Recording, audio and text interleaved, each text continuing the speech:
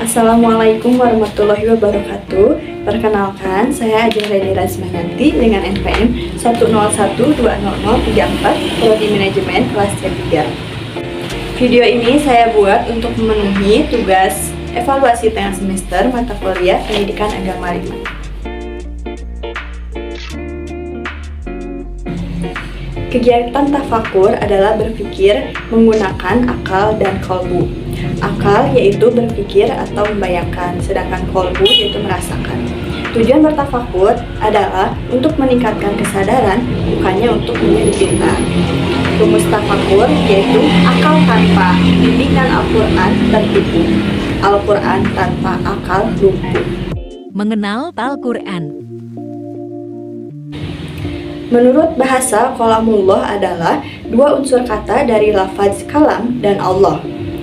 Al-Quran diturunkan secara mutawatir, maksudnya adalah secara berturut-turut atau berangsur-angsur.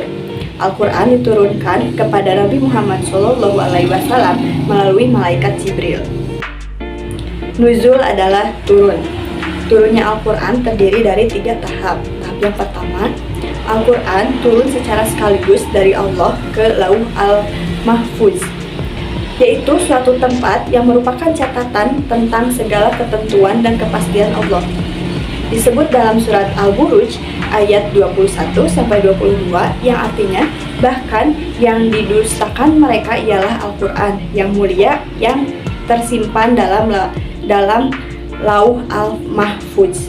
Tahap yang kedua, Al-Quran diturunkan dari Lauh Al-Mahfuz ke Bait Al-Izzah atau tempat yang berada di langit dunia. Tahap yang ketiga yaitu Al-Quran diturunkan dari Bait Al-Izzah ke dalam hati Nabi Muhammad SAW dengan jalan berangsur-angsur sesuai dengan kebutuhan.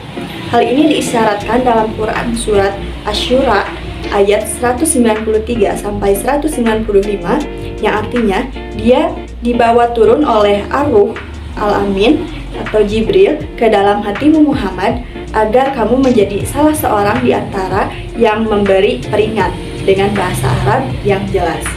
Sesungguhnya orang-orang yang selalu membaca kitab Allah dan mendirikan sholat dan menafkahkan sebagian rezekinya yang kami anugerahkan kepada mereka dengan diam-diam dan terang-terangan, mereka itu mengharapkan perniagaan yang tidak akan merugi. Quran Surat Fatir ayat 29. Mukjizat. Mukjizat artinya sesuatu yang luar biasa yang bertentangan dengan adat atau keluar dari batas-batas faktor yang salah diketahui. Al-Quran dari segi isinya pun mengandung mukjizat. Di antaranya, yang pertama, di dalam Al-Quran terdapat berita-berita dan janji-janji mengenai masa yang akan datang, di mana hal itu merupakan hal yang di luar kemampuan manusia untuk mengetahuinya. Yang kedua, di dalam Al-Quran terdapat pula fakta-fakta ilmiah yang tidak mungkin diketahui manusia di tanah Arab pada waktu itu, tetapi fakta-fakta tersebut dijelaskan dengan tepat dan sekarang dibuktikan kebenarannya. Keistimewaan Al-Quran sebagai mukjizat yang dimiliki Nabi Muhammad SAW yaitu yang pertama, Al-Quran diturunkan Allah dan langsung dipelihara olehnya. Yang kedua, Al-Quran tidak turun sekaligus. Yang ketiga, bersifat pembenar dari kitab-kitab sebelumnya. Yang keempat, berlaku untuk seluruh umat manusia. Al-Quran diturunkan ke dalam hati Nabi Muhammad SAW. Ke dalam hatimu Muhammad agar kamu menjadi salah seorang di antara orang-orang yang memberi peringatan. Quran Surat Asy-Syura ayat 194. Mulia dengan Al-Quran. Yang pertama, Al-Quran diturunkan melalui malaikat Jibril. Yang kedua, Al-Quran diturunkan ke dalam hati Nabi Muhammad SAW.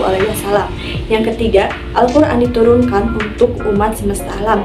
Yang keempat, Al-Quran diturunkan di kota Mekah dan Madinah. Yang kelima, Al-Quran diturunkan di bulan Ramadan. Yang keenam, Al-Quran diturunkan di malam Lailatul Qadar.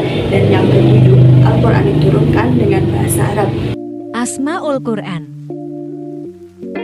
Al-Quran secara bahasa berasal dari bahasa Arab, yaitu Quran. Kata Quran secara bahasa berasal dari bacaan, karena seluruh isi dalam Al-Quran adalah ayat-ayat firman Allah dalam bentuk bacaan yang berbahasa Arab. Al-Quran secara istilah yaitu firman Allah yang berbentuk mukjizat, di mana diturunkan kepada Nabi terakhir melalui malaikat Jibril yang tertulis dalam mushaf, yang diriwayatkan kepada kita dengan mutawir, merupakan ibadah bila membacanya, dimulai dengan surat Al-Fatihah dan diakhiri dengan surat An-Nas. Nama-nama Quran. Alkitab, Al-Huda, Ar-Rahman, An-Nur, Ar-Ruh, Asy-Syifa. Sekian pemaparan dari saya. Terima kasih. Wassalamualaikum warahmatullahi wabarakatuh.